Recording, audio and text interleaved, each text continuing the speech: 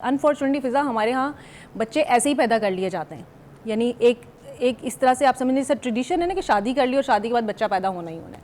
हम रिस्पॉन्सिबिलिटी नहीं समझते। बच्चा पैदा करना या बच्चे संभालना या बच्चे पालना एक कंप्लीट रिस्पॉन्सिबिलिटी है। ये आप एक इंसान थे, जो आप बात भी कर रही थी, इसमें एक ट्रस्ट और मिसट्रस्ट भी है। ट्रस्ट वर्सेस मिसट्रस्ट है, ये कैसे है?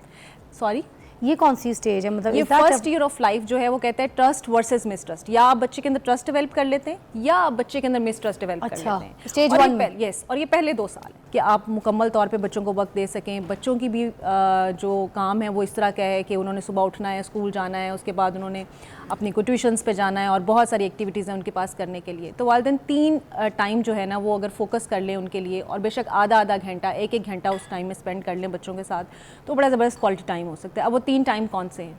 The first time is the early wake up time. जब बच्चा सुबह उठता है वो 1 घंटा बड़ा इंपॉर्टेंट है बच्चे की लाइफ में। जब बच्चा सुबह उठता है, माँ बाप उसको कडल करें, उसको प्यार करें, उसको सारे दिन के आगाज़ का बताएं कि मैं तो बिस्तर के ऊपर ही फलाल को 2 घंटे एक चुम्मा पप्पी चाटी करती रहती हूं। बिल्कुल, देखें वो 2 घंटे अगर आप सुबह करती हैं तो this is wonderful, this is great. अब हम आजकल क्या हो रहा है, आपको पता है हमारा बिस्तर से निकलने का दिल भी नहीं करता में रजाई के अंदर। तो आप सोचें कितनी अच्छी बॉन्डिंग होगी कि कभी वो मुझे चूमेगी, कभी मेरे बाल सही करेगी, लेटे लेटे ही। बिल्कुल, तो इसका मतलब है कि आपकी इतनी स्ट्रॉन्ग बॉन्डिंग है उसके साथ। वरना तो आजकल बच्चे तो वो कहते हैं कि हम निकलें और हम कहीं और पहुंचे और कहीं और जाएं। बच्चे हमारे साथ बहुत अच्छी कम्युनिकेशंस में हों और बड़ी अच्छी दोस्ती करें, उस पर बात करने के लिए आज हमने जिनको दावत दी है वो है ज़बरदस्त मेहमान डॉक्टर आफाफ मंजूर, जो कि साइकोलॉजिस्ट हैं, हमारे प्रोग्राम में आती रहती हैं।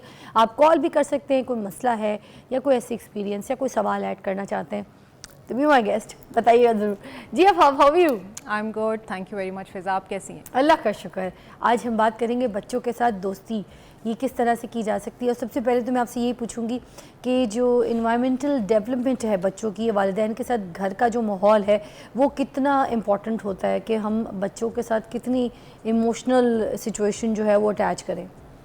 I think Fiza this is very important topic. अभी हमें इस वक्त हमारी सोसाइटी में जितनी भी खराफात नज़र आ रही हैं, जो ख़ासतौर पर हमारी यंग जनरेशन है, अगर आप देखें तो वो बच्चों में से निकल के यहाँ तक पहुँचे हैं ना, वो बच्चों की एक स्टेज थी।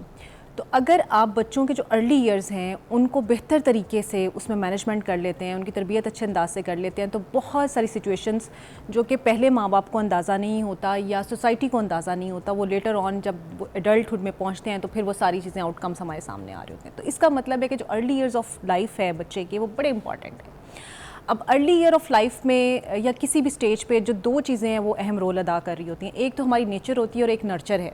Nature means what we are born with, जो कुछ हम जिन चीज़ों के साथ पैदा हुए, हमारी बायोलॉजी क्या थी, हमने पेरेंट्स से क्या लिया, जेनेटिक्स क्या थे हमारे, वो सब चीज़ें हम चेंज नहीं कर सकते, वो हमारे साथ हैं, वो हमारे अंदर हैं। लेकिन एक बड़ी इंपॉर्टेंट चीज़ जो हमें ये बताती है कि हम जिसके ऊपर काम कर सकते हैं, जिस पर डेवलपमेंट कर सकते हैं, जैसे कि आपने भी इन्वायरमेंट की बात की या नर्चर जिसे हम कहते हैं।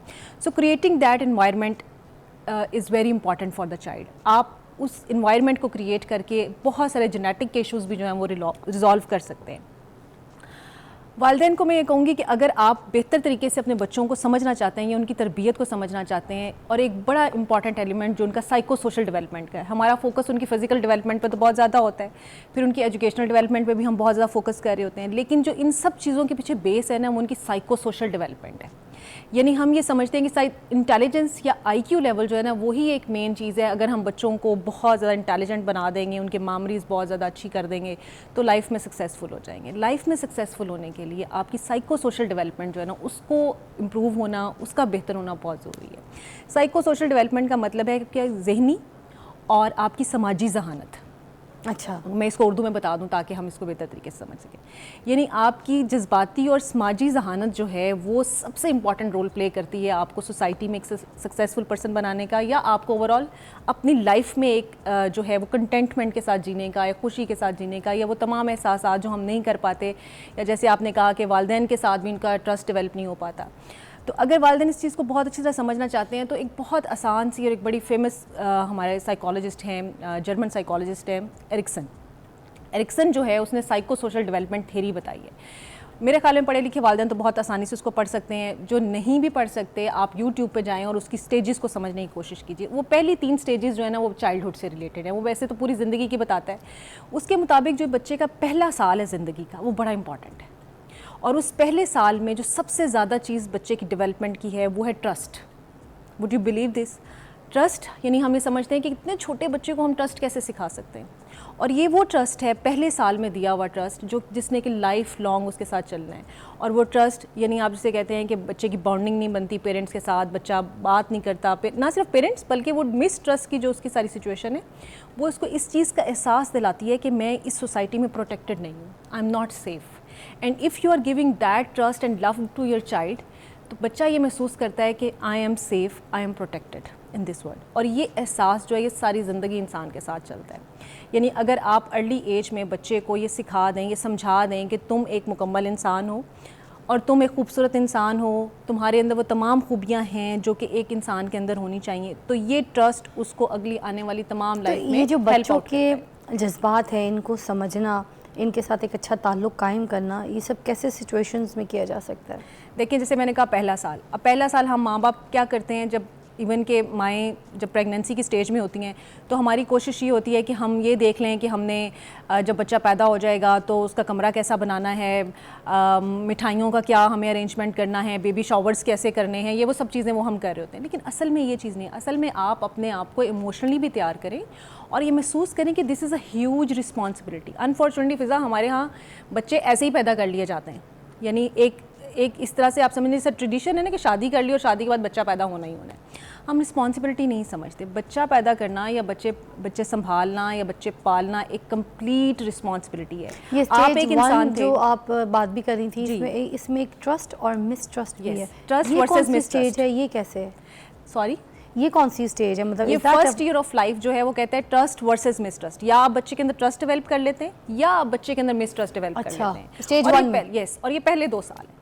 अच्छा, दूसरी स्टेज जो वो बताता है ना, वो ये बताता है कि आप या ऑटोनॉमी बच्चे को देते हैं या डिपेंडेंस देते हैं। अब आप देखें कि पहले 3-4 साल के अंदर आप कैसे ऑटोनॉमी दे सकते हैं बच्चे को।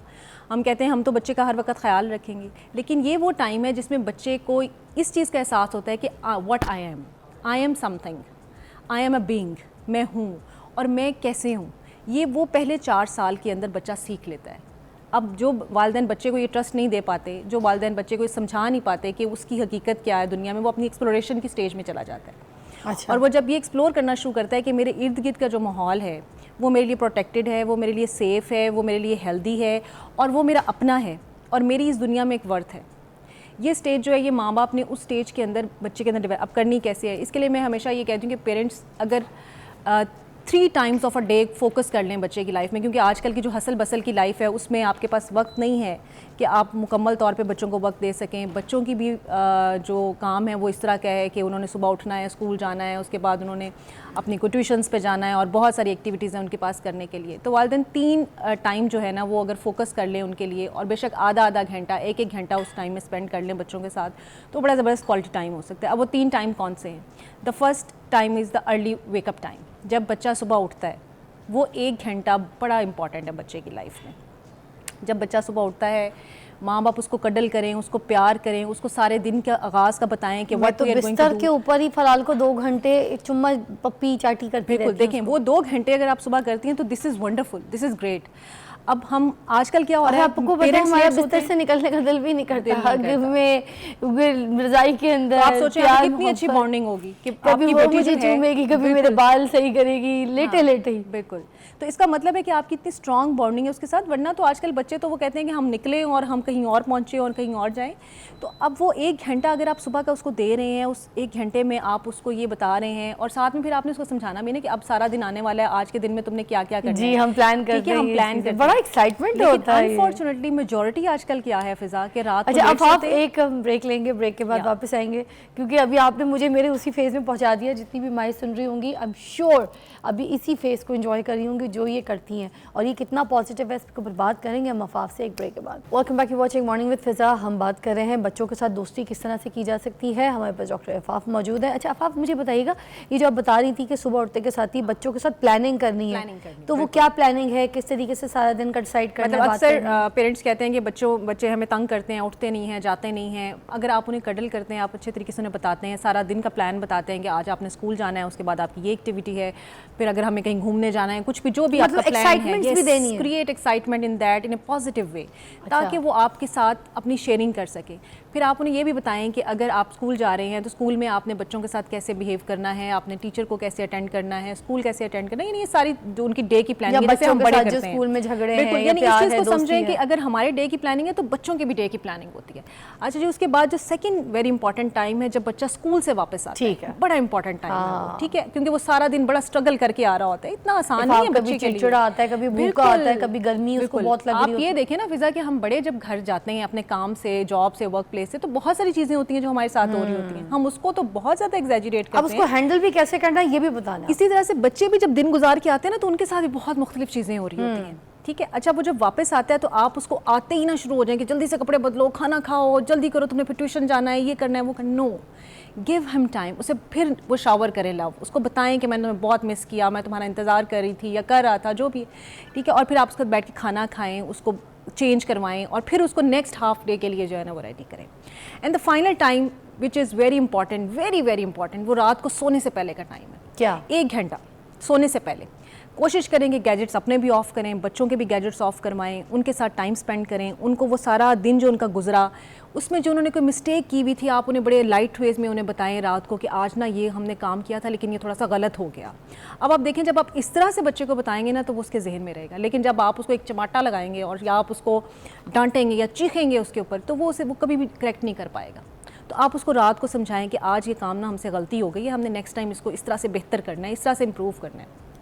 बच्चे बड़े अच्छा रिस्पांस देते हैं उसके ऊपर। रात को आप उसे जो बातें सुना के, जो बातें आपको याद है जब हम छोटे होते थे, हमारी माएँ हमें बड़ा अच्छा रात के वक्त को कहानियाँ सुनाती थी, इस्लामी स्टोरीज भी सुनाती थी, वाक़यात सुनाती थी, फेरी टेल्स हैं, कुछ बच्चों के अभी भी लाइफ में वही मतलब कुरान पाक की सूरतें हमें रात को याद करवाती थी। तो वो मेमोरी है जो रात आपकी सारी सोने के दौरान में रिट्रीव होती है, वो सारा सर्कल बनता है, बिल्कुल। और अगर आप चीख चीख के बच्चों को रात को सुलाते हैं तो उनके अंदर कभी भी कॉन्फिडेंस और ट्रस्ट डेवलप नहीं होता। खुद फोन पे लगी होती है, माँ कहती सो जाओ। हाँ बिल्कुल,